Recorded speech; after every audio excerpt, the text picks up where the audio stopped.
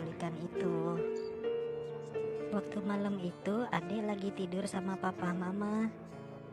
Terus tiba-tiba mama nutup pintu kamar karena ada tentara yang mau masuk. Terus tiba-tiba Dede udah digendong sama bibi. Dan Dede lihat mama nganterin papa ke arah belakang. Saat itu juga Ade ngedengar suara tembakan kenceng banget. Dan ternyata Ade kena tembakan dari senjata tentara itu. Ade waktu itu sempat bilang, Ade salah apa, Pak? Setelah kejadian itu, Ade sempat dirawat 5 hari di rumah sakit. Wah, Ade diambil sama tentara-tentara yang datang ke rumah papa itu. Ade cuma berharap kejadian itu tidak terulang lagi.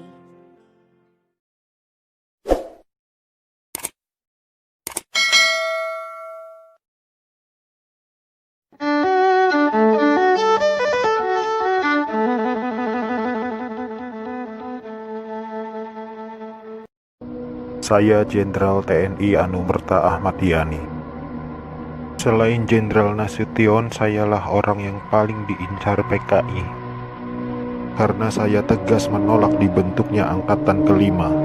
Saat malam penculikan itu, saya dibangunkan oleh anak laki-laki saya dan memberitahu saya bahwa di luar rumah sudah ada banyak sekali tentara.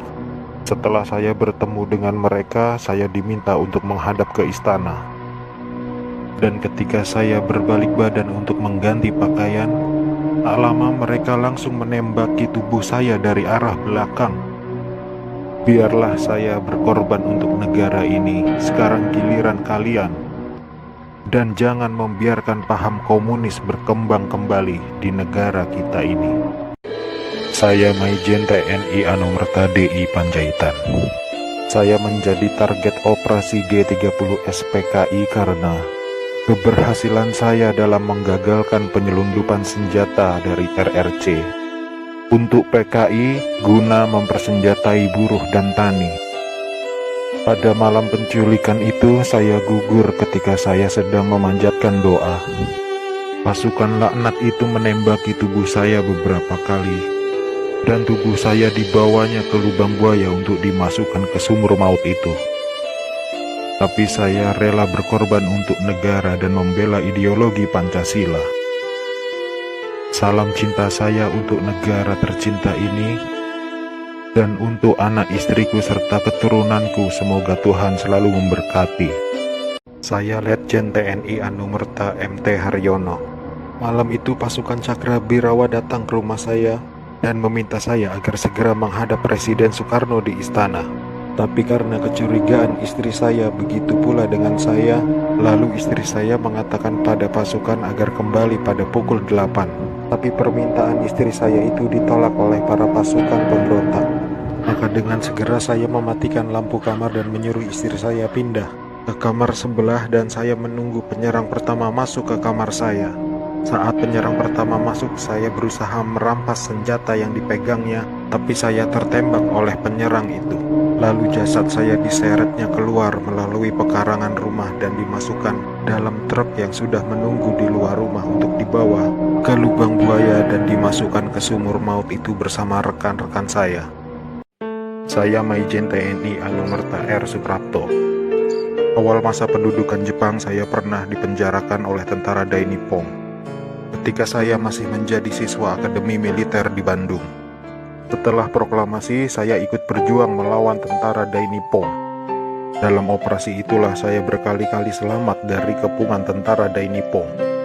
Tapi ketika terjadi pemberontakan G30 SPKI itu, saya justru gugur di tangan bangsa saya sendiri karena fitnah keji yang dilancarkan komunis itu.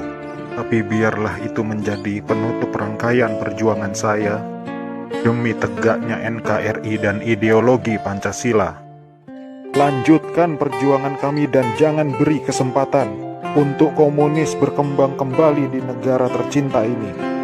Saya Letjen TNI Anumerta Siswondo Parman, salah satu korban G30 SPKI yang hidup pada saat saya dibawa ke lubang buaya malam itu.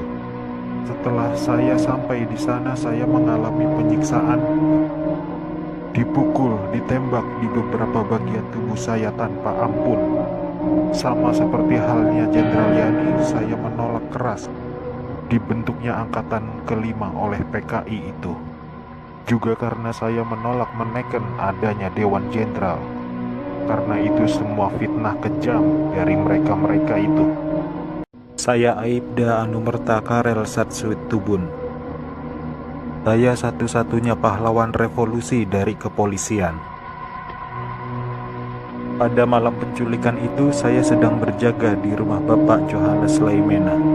Pasukan penculik itu mengira bahwa rumah Bapak Johannes Laimena adalah rumah Bapak Jenderal Nasution. Dan saat itu saya sedang bertugas jaga di rumah Bapak Johannes Laimena.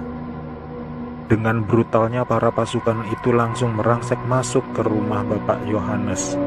Saya yang mendengar keributan itu segera mengambil senjata saya, dan pasukan penculik itu tanpa ampun langsung menembaki tubuh saya. Harapan saya agar generasi penerus bangsa tetap memegang teguh ideologi Pancasila demi NKRI. Saya agen polisi Sukitman. Sayalah penemu lokasi sumur maut lubang buaya sekaligus memberi petunjuk kepada pasukan gabungan TNI saat mencari jenazah pahlawan revolusi itu.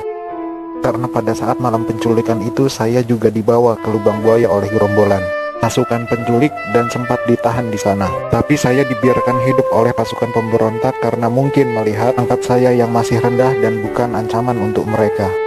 Setelah beberapa lama pasukan gerombolan itu mendiami sekitaran lubang buaya, pasukan pemerintah datang mengepung basis mereka di situ, dan saya ditemukan oleh salah seorang prajurit TNI ketika saya sedang tertidur pulas di bawah kolong truk karena kepala saya terasa pusing sekali. Akhirnya saya dibawa oleh pasukan TNI dan menjalani beberapa interogasi dengan pihak TNI. Berkat kerjasama yang baik antara pihak TNI dan saya, akhirnya lokasi sumur maut itu ditemukan atas petunjuk dari saya.